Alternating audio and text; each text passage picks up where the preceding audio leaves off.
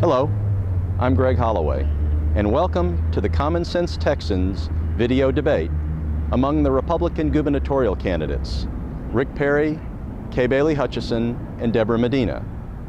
Each of the candidates will be presented with 10 questions that have been prepared by grassroots conservatives around the state. Now let's go to one of these questions right now.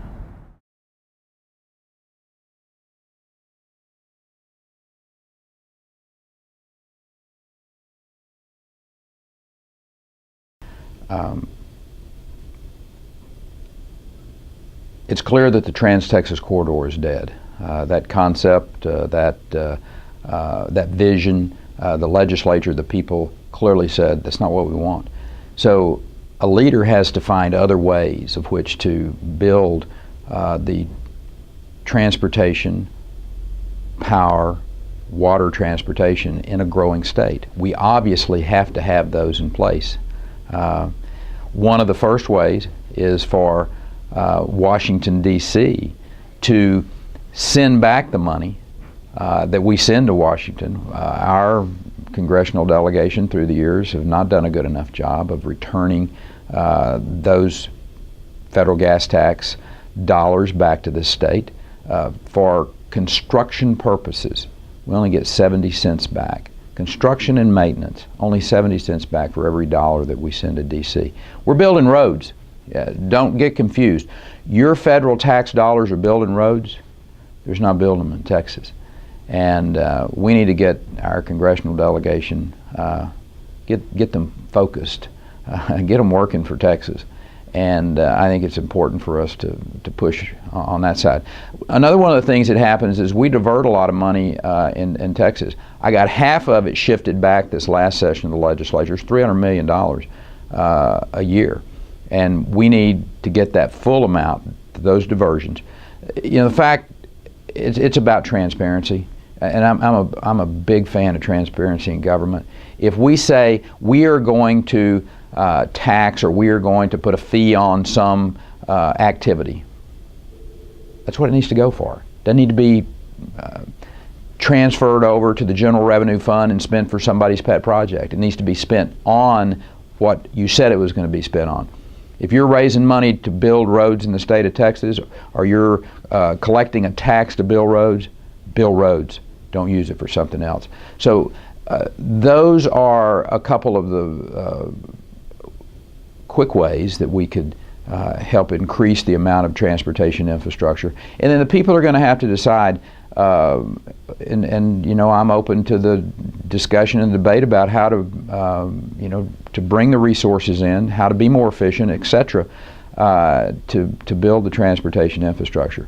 But if you live in that corridor between, well, triangle actually, between Dallas, Houston, San Antonio, and then back up through Austin to Dallas, 80% of the population live in that area. We're going to have to build some transportation infrastructure.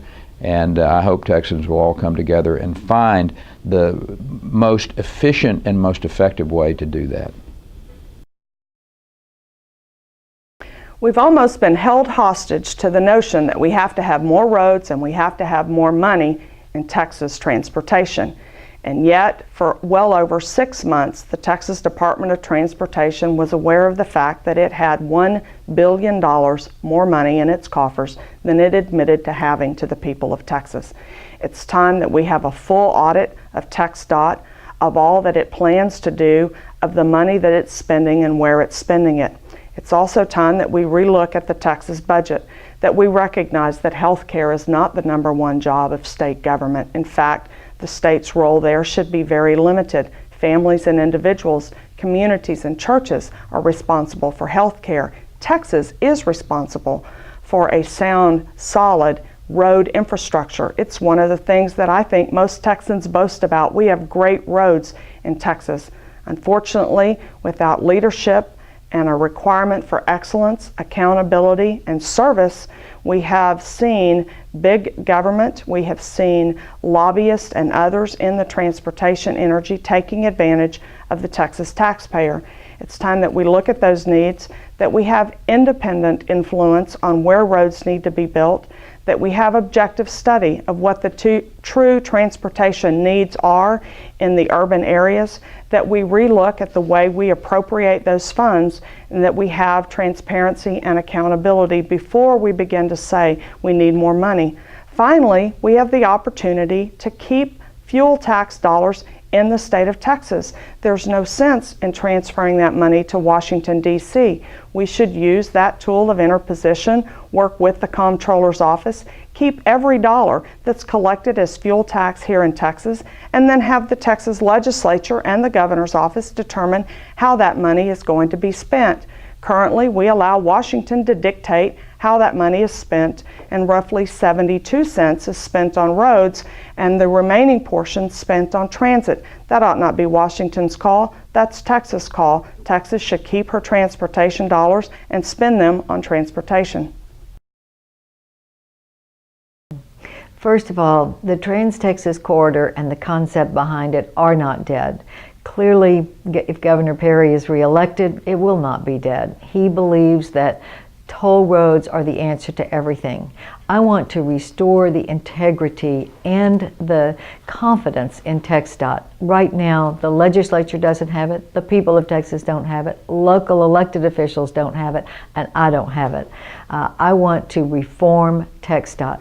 I wouldn't have any tax increases or any more burdens on the taxpayers of Texas unless we look at TxDOT, audit TxDOT, see where they're spending their money. $1 billion was lost by TxDOT in 2006 in an accounting error. How can you say that we shouldn't have any changes in TxDOT leadership? We need to completely overhaul the leadership at TxDOT. The people who work at TxDOT are good people. They are professionals, they're engineers, they're workers, and they're good. It is the leadership that is failing, and I would not have one more tax increase unless I know that we have spent every dollar wisely, that we are doing the right thing for planning for transportation, and that more money is needed. We don't know that right now.